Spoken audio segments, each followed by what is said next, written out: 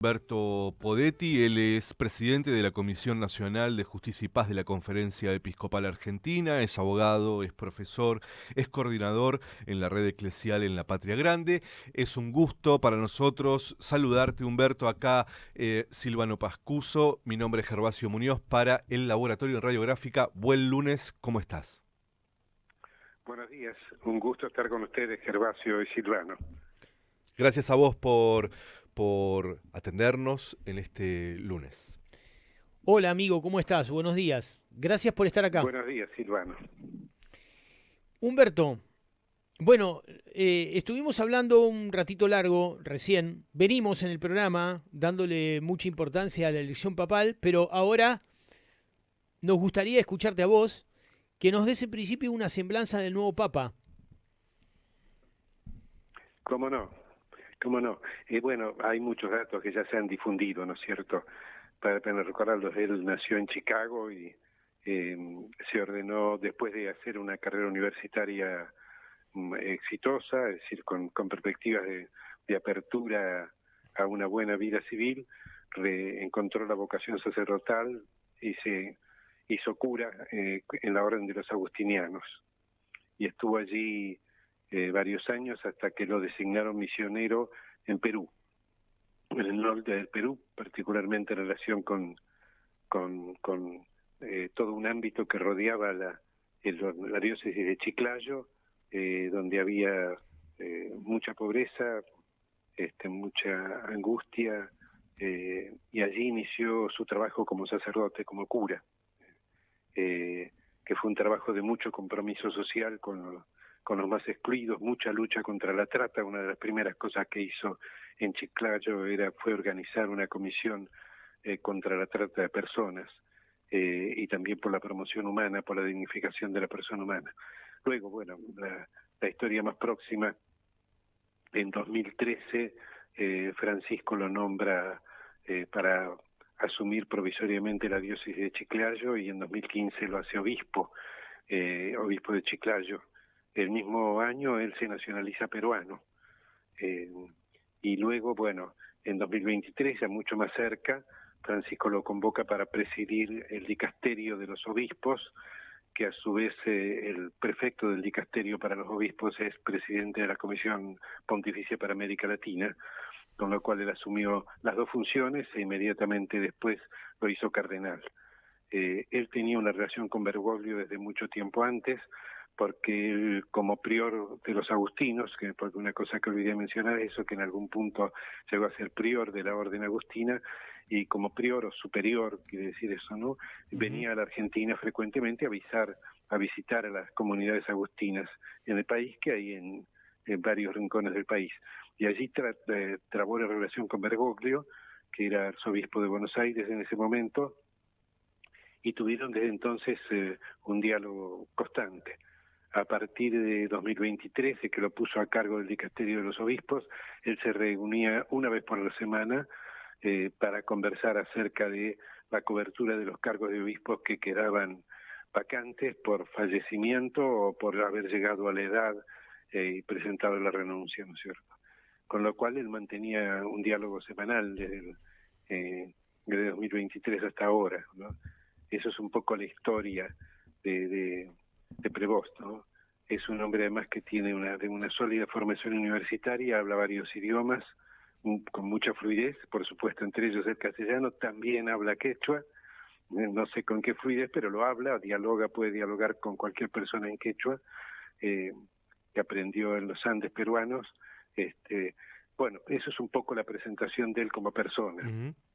No sé, Humberto, si pudiste escuchar lo que estábamos hablando en el editorial, pero te lo resumo, digamos.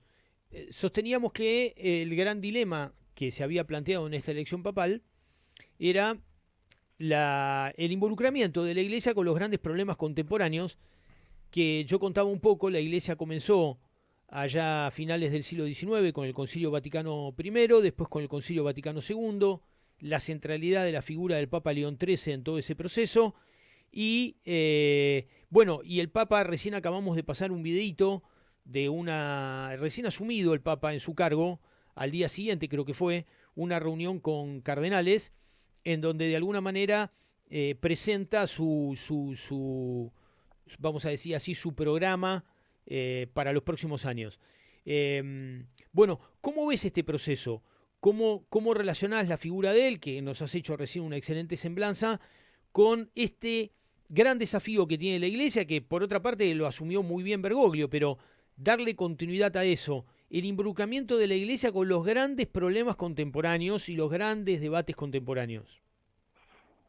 Bueno, la primera cosa que me gustaría señalar es que pese a todos los comentarios, análisis, versiones y contraposiciones, el cónclave fue muy llano, muy pacífico, relato de 2 o 3 cardenales con los que tuve la posibilidad de conversar o de escuchar, ¿no? Aunque no sea en conversación personal, respecto de cómo había sido el cónclave, lo que permite anticipar que había una sólida mayoría de los cardenales en la idea de que la Iglesia debe continuar el camino iniciado por el Vaticano II y que de alguna manera en distintos tiempos de la historia fueron asumiendo los papas que se sucedieron luego del Vaticano II y que fue un poco el abrazo decisivo que Francisco hizo, ¿no es cierto?, de llevar a la práctica algunos de los elementos centrales del Vaticano II, como esta noción de que la Iglesia es en realidad el pueblo fiel de Dios, que la Iglesia, el sujeto central de la Iglesia es el pueblo,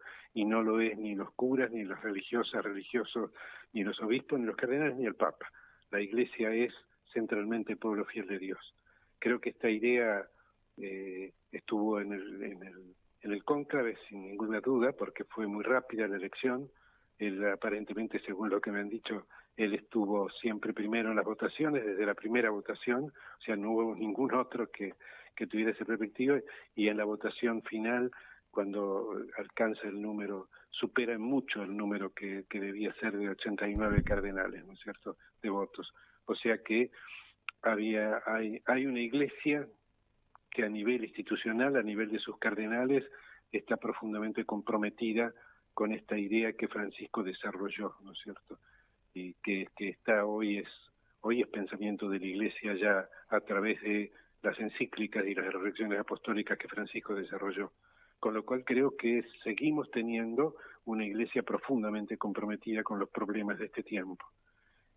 Me gustaría agregar, no quiero ser muy largo, pero el mundo 2013, el mundo en el que asumió Francisco como Papa, estaba bastante mejor que el mundo 2025 en el que León XIV asume su pontificado. Por de pronto hay casi el doble de guerras, ¿no? En el momento que asume Francisco había 37 conflictos bélicos armados en distintos lugares del mundo. Aunque la atención periodística estaba centrada en 4 o 5, había 37. Hoy hay 60. La situación desde el punto de vista del hambre y la exclusión es mucho más grave que en 2013. La agresión a la naturaleza es mucho más fuerte. No nos olvidemos, en 2015, 2 años después que asumió papado y el mismo año en que él dictó Laudato Si, se hizo el Acuerdo de París, que implicaba un programa realmente de cuidado de la naturaleza y de restauración inclusive de la naturaleza con metas a ser alcanzadas que no se alcanzaron, ¿no? En 2025 estamos mucho más lejos de alcanzar esas metas que en 2013, cuando asumió Francisco. La otra característica que creo que me parece que es muy importante, es que en aquel momento ningún político en ningún lugar del mundo se había animado a asumir el hambre, la exclusión, la injusticia social como programas de sus mandatos. Hoy hay muchos políticos en el mundo que los han asumido, lo que indica que la democracia está en grave crisis. Entonces yo diría, marca un poco estas diferencias.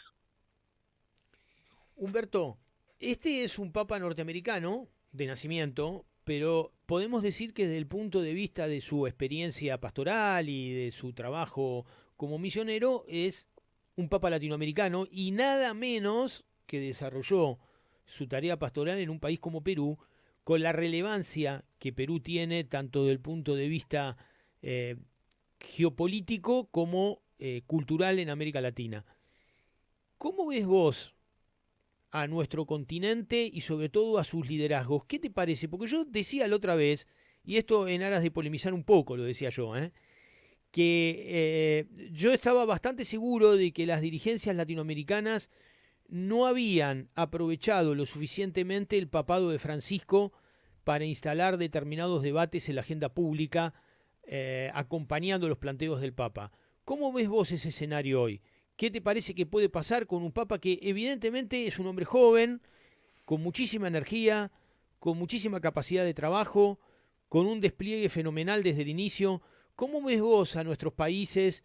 ¿Podrán, no podrán sus dirigencias, no solo las dirigencias políticas, también las dirigencias de los movimientos sociales, de los sindicatos, aprovechar esta oportunidad que se abre? ¿Qué te parece a vos?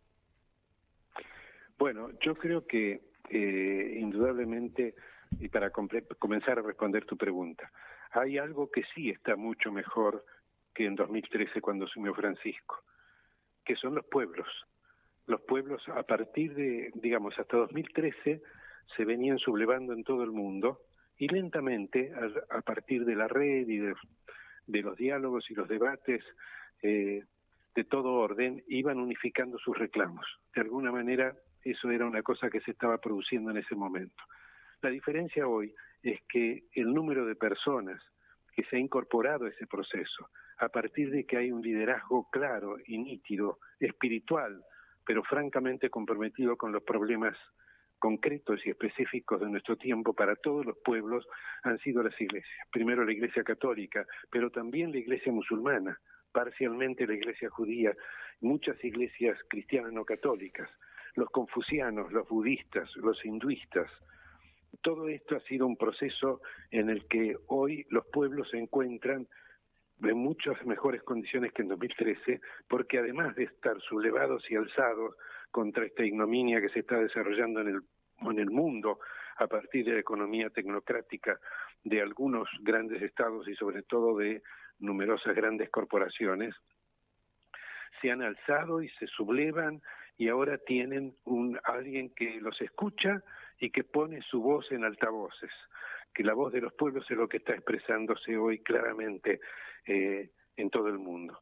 Desde este punto de vista, el papado de León XIV tiene un elemento a favor con el que Francisco no contó, que los pueblos van a escuchar su voz, van a estar atentos a lo que dice el Papa. Esto fue una cosa que claramente reveló la partida de Francisco, ¿no? Hubo millones de personas en todo el mundo doloridos por su partida, pero al mismo tiempo expresando confianza y esperanza en el futuro. Esta es una realidad que Francisco contribuyó mucho a construir y una realidad de la que dispone León XIV. Es decir, él va a ser muy escuchado. Francisco lo fue al final o desde la segunda mitad en adelante de su papado, pero en su comienzo era una incógnita, si bien él hizo gestos que inmediatamente impactaron en todo el mundo, cuando como se inclinó ante la Asamblea Popular, la primera vez que un papa reconoció la autoridad del pueblo por sobre sí mismo, y él le pidió al pueblo que estaba reunido en la Plaza San Pedro que rezara por él para poder impartir la bendición Urbi et Orbi. Este mensaje quedó convertido y encarnado hoy en cientos de miles de millones de personas alrededor del mundo. Y entonces creo que esto es un elemento trascendente. Respecto de los líderes latinoamericanos, efectivamente, la mayoría no lo escuchó, aún los de los movimientos populares, ¿no es cierto? Aún los que debían haber estado más próximos y más sentidos, y animarse más a cambiar las políticas estructurales, a orientarse hacia economías solidarias, hacia transformar este proceso de acumulación de la riqueza en un extremo y la privación más absoluta en el otro, invertido en su destino, empezar a distribuir, a enriquecer, a generar trabajo, a crear instrumentos de construcción de la dignidad humana. Es probable que León XIV tenga ahora más oportunidades en esa dirección, pero depende principalmente de nosotros, que somos en realidad la Iglesia pueblo de Dios, ¿no es cierto? Todos somos esa Iglesia, creamos o no creamos en Dios, ¿no es cierto?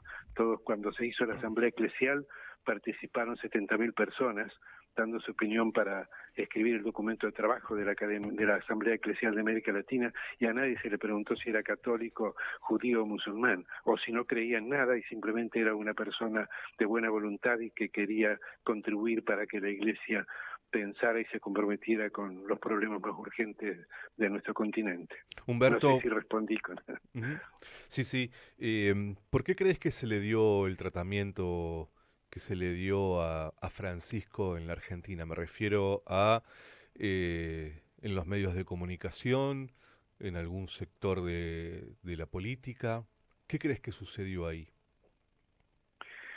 Mira, yo creo que eso fue una cosa universal, no fue de Ah, Argentina, ¿no es cierto? ujú, Yo creo que en todos los medios, los grandes medios de prensa en el mundo, fueron muy críticos de Francisco, siguen siéndolo, ujú, eh, y esto se ha encarnado en la política, en figuras políticas como Bolsonaro en Brasil, o Milei en Argentina, o Trump en Estados Unidos, ¿no es cierto? ujú, Eh, pero creo que no había una diferencia entre eso. Yo creo que, digamos, en Argentina hay una grieta profunda.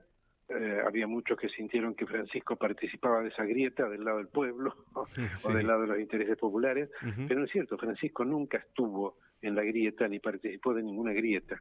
Eh, de manera que yo creo que hubo una sobrelectura, una sobreinterpretación contraria o crítica de Francisco, eh, sin comprender en algunos casos y en muchos otros de mala fe, porque sabían que Francisco estaba participando de ese proceso que la Iglesia había iniciado en el Vaticano II, que es sentirse que la Iglesia es centralmente pueblo y es el pueblo el que debe estar al mando, el que debe tomar las decisiones acerca del futuro, ¿no? de todas formas, Francisco en el libro Fratelli Tutti tiene posiciones que claramente son muy antagonistas con un sector de la dirigencia política global, como decías, y también argentina. Quizás ahí también haya alguna explicación, ¿no?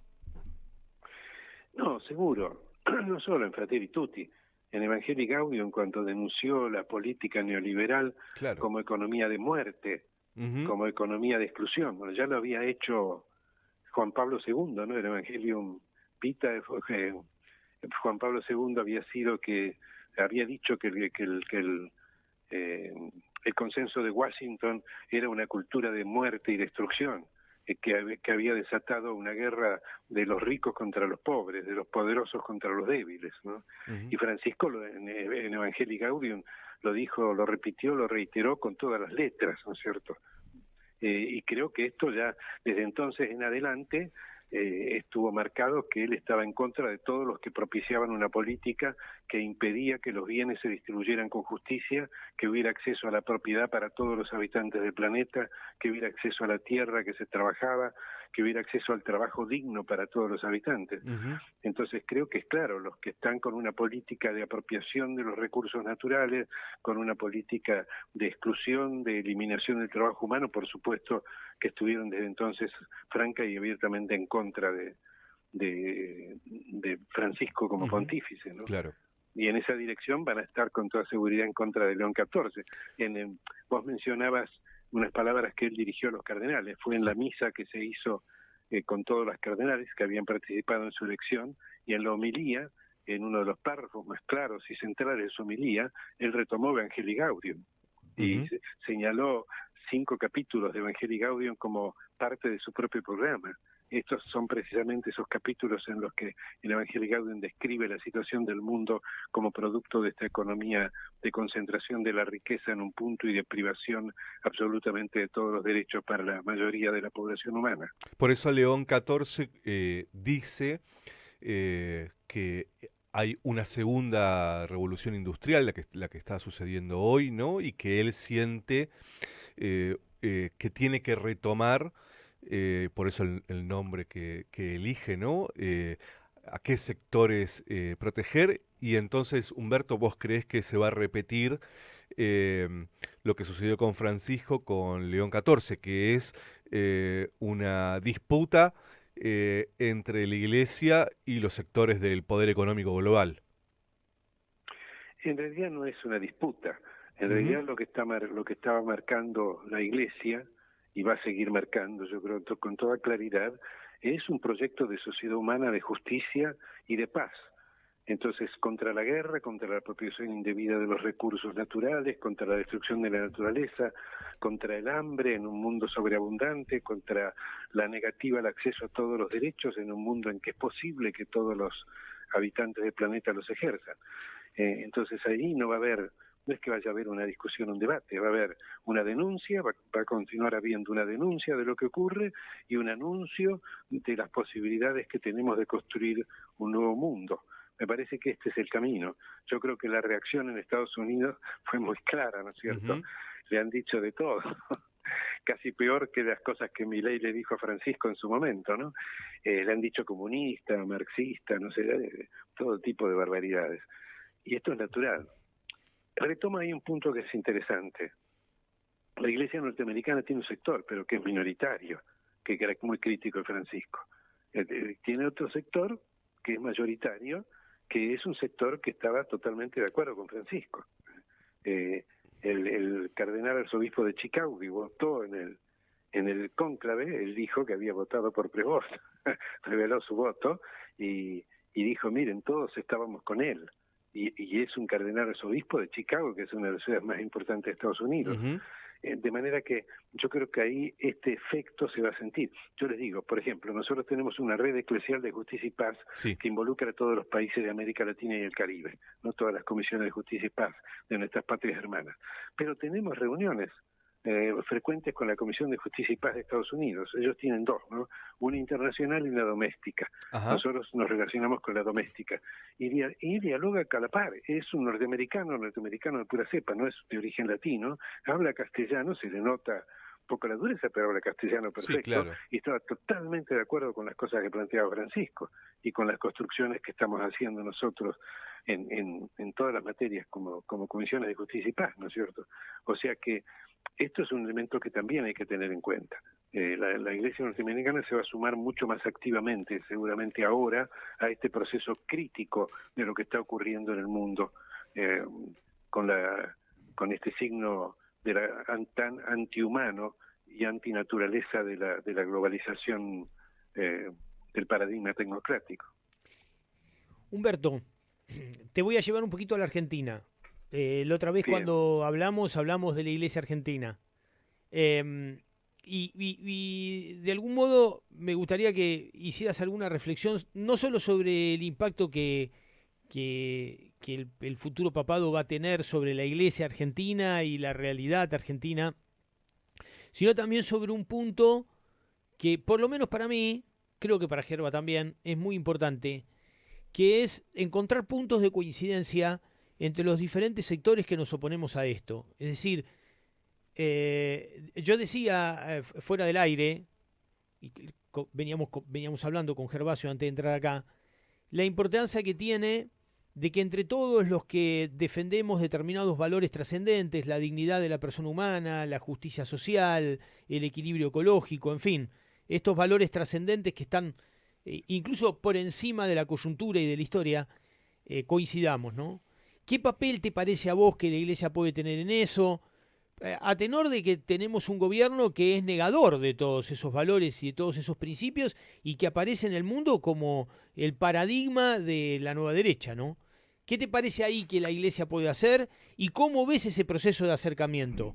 Porque yo soy un convencido, por ejemplo, de que tenemos que ponernos en acción en torno a lo que coincidimos y en lo que no coincidimos, dejarlo para después o ponerlo entre paréntesis. Bueno, es difícil la pregunta. La Iglesia argentina yo creo que está en un muy buen proceso. Es decir, desde el inicio del papado de Francisco, tal vez antes, pero yo me voy a referir a eso nomás, de 2013 a hoy la Iglesia argentina tiene una conferencia episcopal muy comprometida con los problemas sociales, económicos y de toda naturaleza, es decir, muy viviendo la realidad social. Y tiene varios de sus órganos con mucho compromiso, ¿no es cierto? La pastoral de migrantes, por ejemplo, en el desarrollo de la tarea con todas las personas que migran y que viven como migrantes en la Argentina, la pastoral aborigen, que tiene una relación excepcional con los pueblos originarios y que desarrolla un trabajo en todo el territorio, aunque el presidente vive en Orán, en el norte, viene en el norte, pero es un obispo muy comprometido contra las realidades de los pueblos originarios, ¿no es cierto? Cáritas, que creo que hace un trabajo inmenso, ¿no? Territorial, por el desarrollo y el ejercicio de los derechos. menciono la Comisión de Justicia y Paz. Pues ahí me presentaron como presidente, ya no soy el presidente de la semana pasada, la presidenta es Ayelén Tomasini, es una mujer, por primera vez, presidenta de la Comisión de Justicia y Paz, lo que es un gran orgullo. Ayelén, durante mi mandato como presidente, era presidenta del equipo No la Trata, y ahora asume la presidencia de la comisión, ¿no?, desde ahora en adelante. Yo, por pedido del presidente de la Pastoral Social, Dante Braira, voy a continuar como miembro un periodo colaborando y facilitando que haya un puente con todo lo que se venía haciendo. Bueno, pero yo digo, hay montones, yo me olvido de muchos, ¿no? La Pastoral Social en todas las diócesis. En general, las pastorales sociales en todas las diócesis del país están desarrollando un trabajo excelente. Y esto va a continuar. El actual presidente Colombo, que es el arzobispo de Mendoza, es un hombre profundamente comprometido con los problemas de nuestro tiempo. Y así ocurre con todo el equipo que está en la Conferencia Episcopal. Y bueno, también con un papel y una importancia trascendente de los laicos, ¿no? Los laicos y las laicas tenemos mucho porque en general todos estamos comprometidos con distintas actividades fuera de lo que hacemos en la Iglesia como institución, ¿no? Por ejemplo, yo pongo el ejemplo de Marta Riola. Marta Riola es presidenta de la Comisión de Justicia y Paz y está en el equipo coordinador de la Red de Justicia y Paz de América Latina y el Caribe. Y a la par ella lidera un proceso que nuclea unos 3.000, 4.000 jóvenes en todo el país, de los más postergados, los que están en situación más angustiosa, creando trabajo, creando nueva economía, creando restauración de la naturaleza, etcétera. Entonces yo digo, y Marta y todo su movimiento son parte, de alguna manera, parte de la Iglesia, ¿no? Involucrados. Y lo digo así en todas partes. O sea, creo que lo que hay que hacer es profundizar todos estos caminos de encuentro, como vos decís, de diálogo y sobre todo frente a la adversidad de construcción, de responder con la construcción, ¿no es cierto? Como están haciendo los movimientos populares, como pueden, ¿no? Porque se les han negado todas las ayudas que tenían desde el Estado. Por ejemplo, se suprimió el banco de herramientas, en lo que el Estado lo único que hacía era suministrar herramientas a estas pequeñas cooperativas que armaban los movimientos populares para trabajar, y es claro, no tenían capital para comprar herramientas, y Milei las ha suprimido, ¿no? Lo pongo como un mero ejemplo. No sé si respondí, pero creo que esto es así y va a seguir siendo fuertemente así, ¿no? Porque es lo que hizo como obispo el actual Papa, lo que hizo como cura y lo que hizo como obispo, ¿no es cierto? Humberto, de manera que él va a seguir orientando, sí, dale. Humberto, gracias por la claridad, gracias por atendernos. En particular, en el programa tratamos de darle bola a estos temas más allá de la coyuntura y del nuevo Papa, y por lo tanto, claro que es noticia, pero intentamos seguir reflexionando sobre esto, así que seguramente vamos a estar llamándote otra vez, molestándote otro ratito más adelante. Muchísimas gracias por estar en el laboratorio para Radiográfica. Gracias, Gervasio. Gracias, Silvano. Un abrazo, amigo querido. Un abrazo y gracias por haber estado. Abrazo grande. Pone la gráfica.